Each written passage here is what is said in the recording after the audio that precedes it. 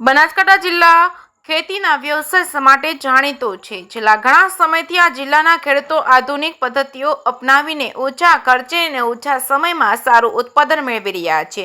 આની સાથે તેઓ સારી આવક પણ કમાઈ રહ્યા છે। હવે ડીસાના કૃષિ વિજ્ઞાન કેન્દ્રના વૈજ્ઞાનિકોના પ્રયાસોથી ખેડૂતો હળદરની ખેતીમાં પણ નવી ટેકનોલોજીનો ઉપયોગ કરી વધુ લાભ મેળવવા જઈ રહ્યા છે। ડીસા સ્થિત દાંતીવાડા કૃષિ યુનિવર્સિટીના માર્ગદર્શન હેઠળ ખેડૂતો આધુનિક ખેતીની પદ્ધતિઓ અપનાવી રહ્યા છે। આ પદ્ધતિઓ ઓછા પાણીના ઉપયોગ સાથે ઓછા સમયમાં વધુ ઉત્પાદન આપે છે।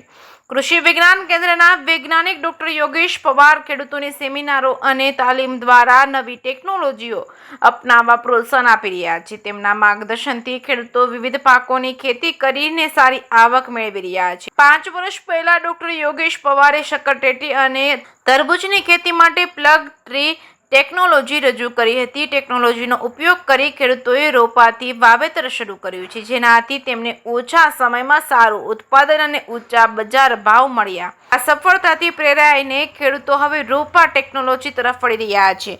બનાસકાંઠામાં શિયાળુ પાક તરીકે હળદરની ખેતી બિયારણ દ્વારા કરવામાં આવી હતી, જેમાં લગભગ 6 મહિનાનો સમય લાગતો હતો, પરંતુ હવે ડોક્ટર યોગેશ પવારે હળદરના રોપા તૈયાર કર્યા છે। તેનાથી વાવેતરનો સમય 1.5 મહિના ઘટી જશે।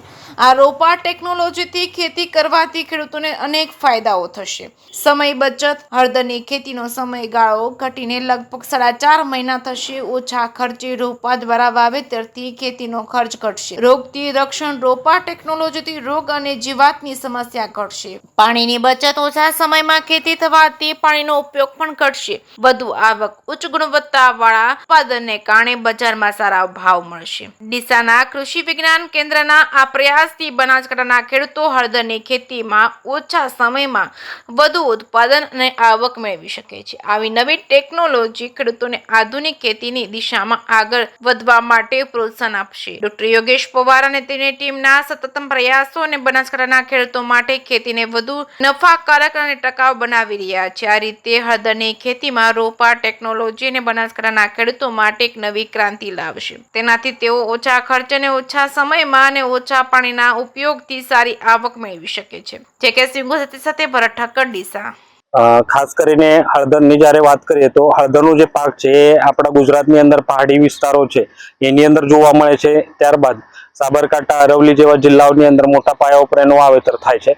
બનાસકાંઠા જિલ્લાની જ્યારે વાત કરીએ તો આપણા જિલ્લાની અંદર છૂટાછવાયા વિસ્તારમાં એનું વાવેતર ખેડૂતો કરે છે, પરંતુ આ પાકનો જે સમયગાળો છે એ 8 મહિનાનો હોવાના કારણે આની અંદર ખેડૂતો જે છે એ મોટા પાયા ઉપર એનું વાવેતર કરતા નથી।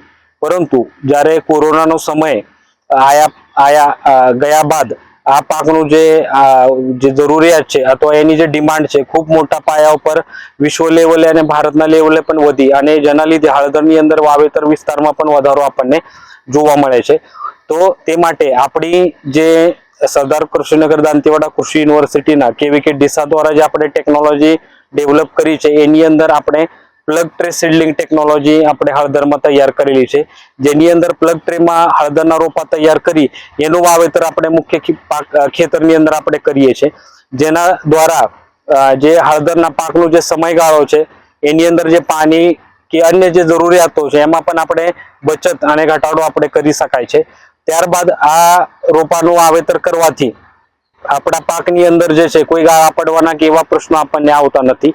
જો ખેડૂતોને આ પાકનું વાવેતર વહેલું અથવા લેટ પણ કરવું હોય તો પણ આ રોપા થકી એનું વાવેતર જે છે એ સમયનું જે ટાઈમ છે એ આપણે બદલી શકાય છે। તો એ બહુ મોટો ફાયદો ખેડૂતોને આના થકી થવાનું છે। ત્યારબાદ શરૂઆતના તબક્કામાં જ્યારે હળદરનું આપણે ગાંઠોથી ખેડૂતો વાવેતર કરે છે તો એ સમય દરમિયાન જ્યારે ઉગવાનો સમય હોય ત્યારે શરૂઆતના 15-20 દિવસ દરમિયાન એની અંદર રોગ જીવાતના પ્રશ્નો હોય અથવા વાતાવરણમાં જે થતા બદલાવ છે એની અંદર જે નુકસાન થવાનું શક્યતા વધારે હોય, તો એ બધી સમસ્યાઓનું નિરાકરણ જે છે આપણે આ પ્લગ ટ્રે સીડલિંગ ટેકનોલોજી દ્વારા આપણે કરી શકાય છે। અને આ ટેકનોલોજી દ્વારા આપણે રોપા તૈયાર કરી આપણે કેવીકે ડીસા દ્વારા અલગ અલગ તાલુકાના અને અલગ અલગ જિલ્લાના ખેડૂતોને પણ આપણે અહીંયાથી આપવાની આપણે શરૂઆત કરી છે। તો એ આવી રીતે જો ખેડૂતો હળદરની ખેતી કરશે તો એ પાકનો સમયગાળો પણ બચાવી શકે, અને સાથે સાથે ભવિષ્યમાં જે નર્સરી ધારકો છે એમના માટે પણ એક આવકનો સોર્સ તરીકે આ જે હળદરના રોપા છે એ કામ કરશે।